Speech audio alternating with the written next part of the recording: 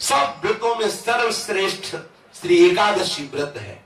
समस्त विश्व में कोई ऐसा नहीं जो एकादशी व्रत की महिमा न जानता हो। एकादशी का प्रादुर्भाव और एकादशी जी की जो महिमा है उसके विषय में थोड़ी चर्चा करते हैं। सतयुग में शंखासुर का पुत्र मुर नामक दैत्य हुआ। शंखासुर को भगवान विष्णु ने मार डाला। इससे मुर को बड़ा दुख हुआ। इसका बदला लेने के लिए वो वन में जाकर मुर दैत्य घोर तपस्या करने लगा। उसके तपस्या से संतुष्ट होकर सर्व सामर्थ्यशाली भगवान ब्रह्मा जी उसके समीप आए और उससे कहा कि तुम वरदान मांग लो। यह सुनकर मुर दैत्य बोला कि हे वरदाता नाथ, देवता, दैत्य, मुनि, मनुष्य, शिव, विष्णु और बड़े बड़े लोकपाल, दिक्पाल, जहां तक आपकी सृष्टि है, मुझे कोई समर में ना जीत सके ना कोई मार सके, ऐसा वरदान दीजिए। इतना उसने तप किया मुर दैत्य ने कि भगवान ब्रह्मा को विवश होकर के ऐसा ही हो तथास्तु, ऐसा ही हो कहना पड़ा।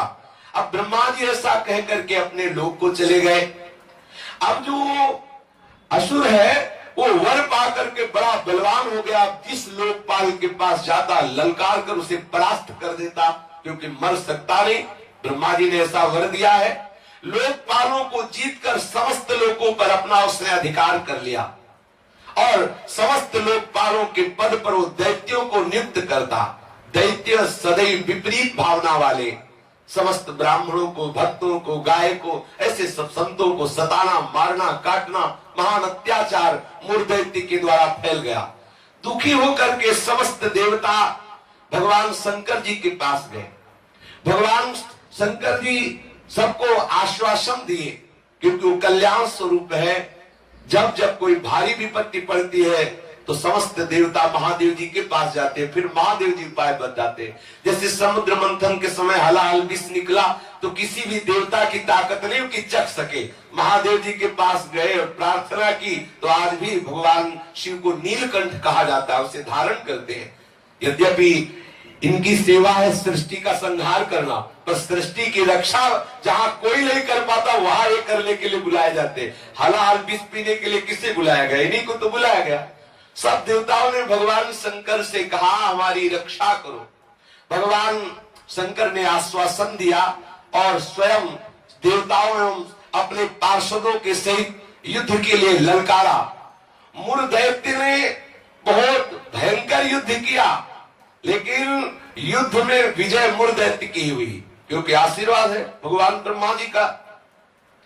अब देवताओं ने देखा दैत्यों की तो प्रबल सेना बढ़ती चली आ रही है। अब भगवान श्री हरि का स्मरण किया, भगवान विष्णु का कि हे नाथ, आप ही अब रक्षा कर सकते हो। भगवान श्री विष्णु जी ने सुदर्शन चक्र का स्मरण किया और मुर दैत्य पर प्रहार किया, पर ब्रह्मा जी के वरदान प्राप्त होने के कारण भगवान के प्रिय पार्षद सुदर्शन ने उसको ऐसे घूमकर परिक्रमा करते हुए आकर भगवान के हाथ पर विराजमान हो गए, क्योंकि ब्रह्मा जी भगवान श्री हरि के ही अंश से प्रकट हुए।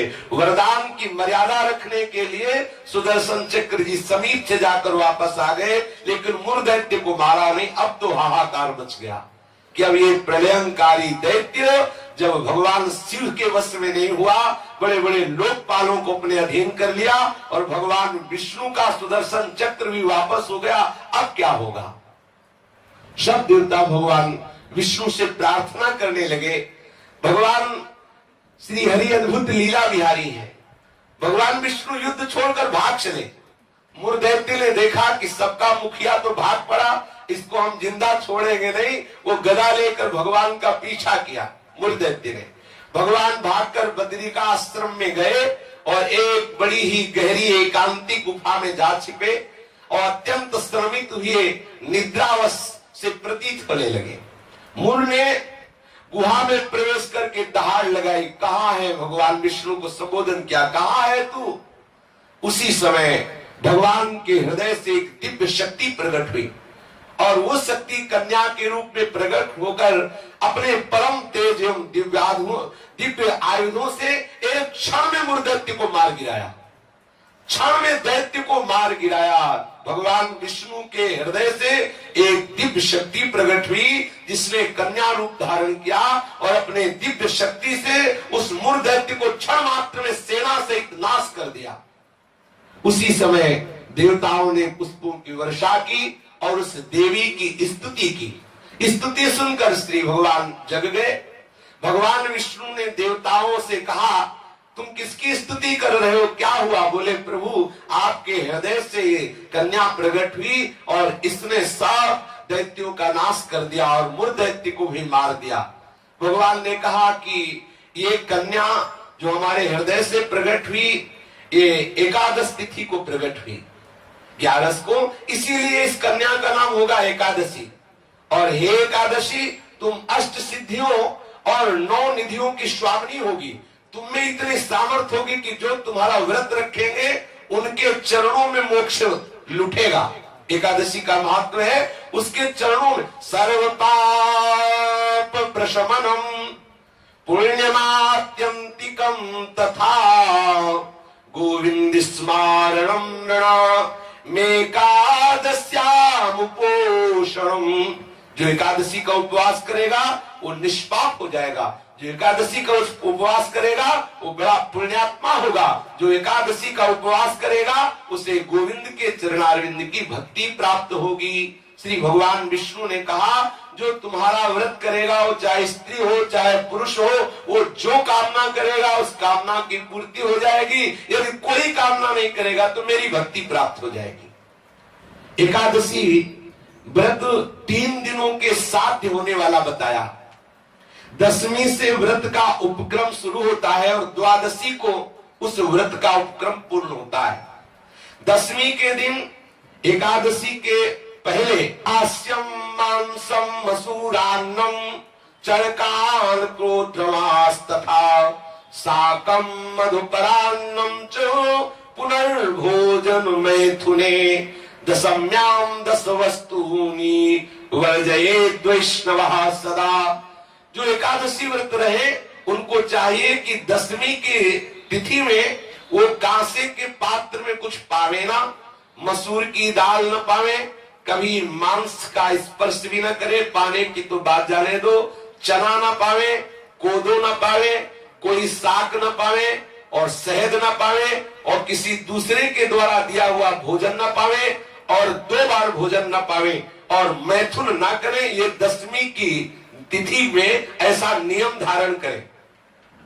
फिर द्वितीयां च निंदां च तांबूलम दंतधावनम परापवादम पैशून्यम स्तेयम हिंसा तथा रतिम कोपम हृणितवाक्यम च एकादश्याम विवर्जयेत्। अब एकादशी के दिन 10वीं के दिन ऐसे नियम से रहे कि कांस के पात्र में कुछ पावे ना, मसूर की दाल ना पावे, मांस का स्पर्श भी न करे, चना ना पावे, कोदो न पावे, कोई साग न पावे, शहद न पावे, दूसरे के द्वारा दिया हुआ कुछ न पावे और 10वीं को 1 बार भोजन करे, मैथुन क्रिया न करे। तब एकादशी के दिन ये नियम ले कि कभी जुआ ना खेले, ना किसी को खेलता हुआ देखे। एक बार दृष्टि पर जाए हटा ले, जैसे लोग ताश वगैरह खेलते। एकादशी के दिन नींद न ले, एकादशी के दिन पान न खावे, एकादशी के दिन दातून न करे, एकादशी के दिन किसी की चोरी न करे, हिंसा न करे, किसी के साथ मैथुन न करे, कभी क्रोध न करे और झूठ न बोले। एकादशी के दिन ये 11 कार्य ना करते हुए बोले फिर निरंतर स्मरण प्रियालाल का करते हुए, भगवत स्मरण करते हुए फलाहार पावे तो 1 बार पावे, वो भी थोड़ा पावे। अब हमें तो लगता है कि जितना और दिन पदार्थ पाने को नहीं मिलते उतना तो एकादशी का दिन। बोले अमुक की खीर बनाओ, उसकी कूटू की पकौड़ी बनाओ और उसका सिंघाड़े का हलवा बनाओ, ये वो। अब एकादशी का मतलब क्या है? अरे 24 घंटे उपवास करो या तो बहुत बहुत जल पी लो, बहुत लगे तो 1 बार कुछ फल या कुछ ऐसे साधारण, वो भी उतना कि 1 दिन में मर थोड़ी जाएगा कोई।